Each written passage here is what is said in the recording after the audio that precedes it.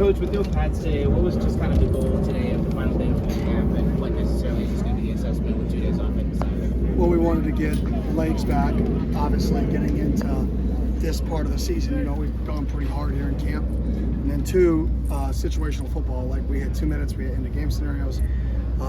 We had a whole bunch of special teams, right? We had a bad day though. There was a very, very poor focus.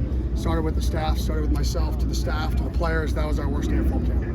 So one of the receivers didn't stay on the route, and then you ran around again. How important is the receiver's ability to recognize coverages? Oh yeah, it's huge, especially in end-of-game scenarios. I mean, especially when you're getting inside the 15 end-of-game scenarios, right? Most routes you have to be able to adjust them or feel defenders, especially with the unique looks you get, whether it's everybody lining up across the goal line, you're trying to find cracks or throw the ball over and back to the corners. So you have to be very, very dialed in. And like I said, I thought today the lack of focus just wasn't there. The intensity wasn't there like it was in our other helmet practices.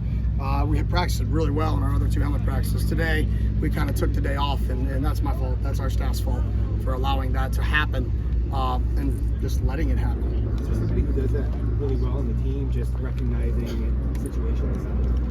I don't know if there's just one guy. I think like JT has just a really good feel for space.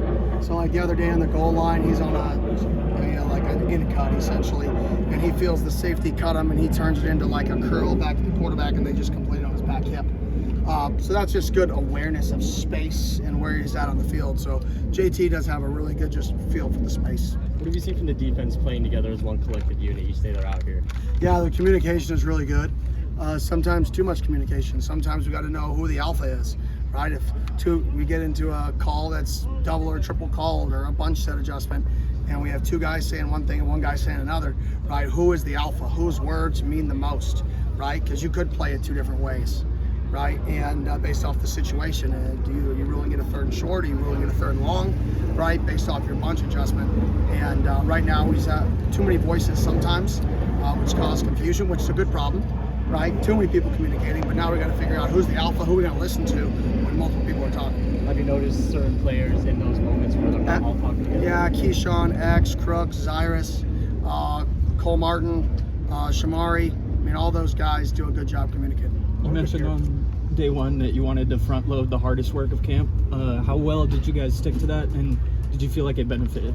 Yeah, we definitely stuck to it, and I won't know if it benefited until week 1. When we see how fresh our players feel, because that was the whole premise, is really get after them, make them tired. I think we're responding to adversity better. I do think that.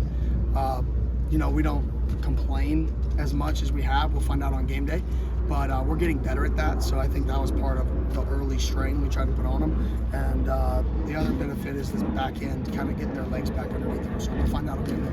Marvin Harrison was saying the other day over at Cardinals that he thinks college teams should start playing preseason games. He thinks when you have a day like this, with all the focus in there, that every season game would be something to consider to build on college football. Oh yeah, preseason. Anytime you can play football versus somebody else, it's huge. I mean, it's how you play the game. The best way to emulate a game is to play the game, and we try to simulate that versus ourselves, right? But you see the same people over and over and over and over again. Like, you got to try to find a way to break up the monotony of a camp, whereas they get to practice versus other teams, right, to break up the monotony and to get different looks. If you're an odd team, you may get to go practice versus a 4-down team and get different looks, or vice versa, right? If you're a 11 personnel open team, you may get to go play a 13 and 22 personnel team with bunch sets to practice different looks. You don't really get that in college.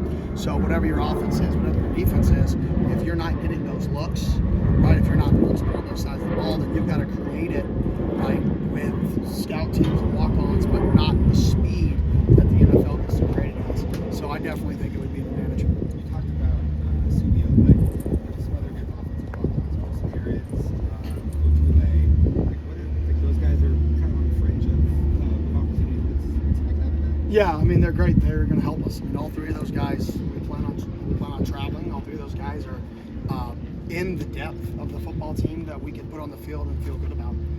So, I mean, kudos to those guys for putting in the work and putting themselves in that position. We don't care if you're on scholarship or if you're a walk-on. If you help us win, you're going to help us win. And those are 3 guys that can do that. For the new guys who haven't experienced what game week is like, at least in Tempe, what is going to be Saturday like? Are you going to try to to implement it as like this is game week, or are you going to say like this is technically like mid between fall camp and game week? No, we're going to simulate a game day on Saturday, but obviously you can do it as best as possible. But we'll all be on the same sideline. We'll go versus scout team being the other side of the ball, so we can flow like a game. Defense coaches can talk after a defensive series on the new surfaces and vice versa. So we'll simulate a game as much as possible. In order to simulate, we're not going to be able to simulate the environment or the enthusiasm, right? Usually this day though, there's a little bit of energy because it's a week away. 8 days away. There's usually a little bit of okay, like we've made it here. So there's usually a little bit of juice and extra focus. But our Saturday is our first Tuesday practice for Wyoming. And our staff today starts prepping, or tonight starts prepping for Wyoming. And it turns in, we're now in game week mode from a staff perspective and our next real practice. Do you feel like you get your own extra bit of like excitement because of that, knowing that like, hey, game week is only a week away for you as well? I'm kind of weird. I love like practice.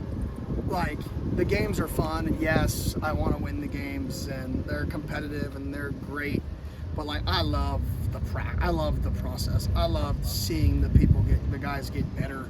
Like I love the process. Like I absolutely love the process. Like it pains me when we don't feel like we don't get better or maximize it.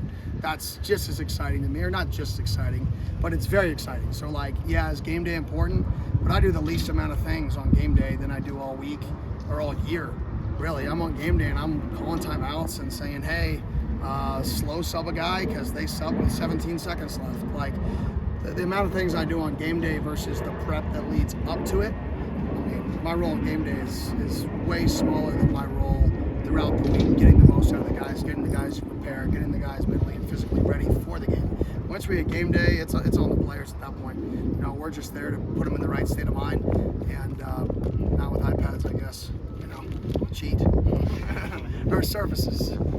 Kenny, a couple days ago you called Elijah O'Neal one of the most improved players from the spring to now. When you were recruiting him out of junior college out of 2022, what specifically did you see in him? Physicality and motor.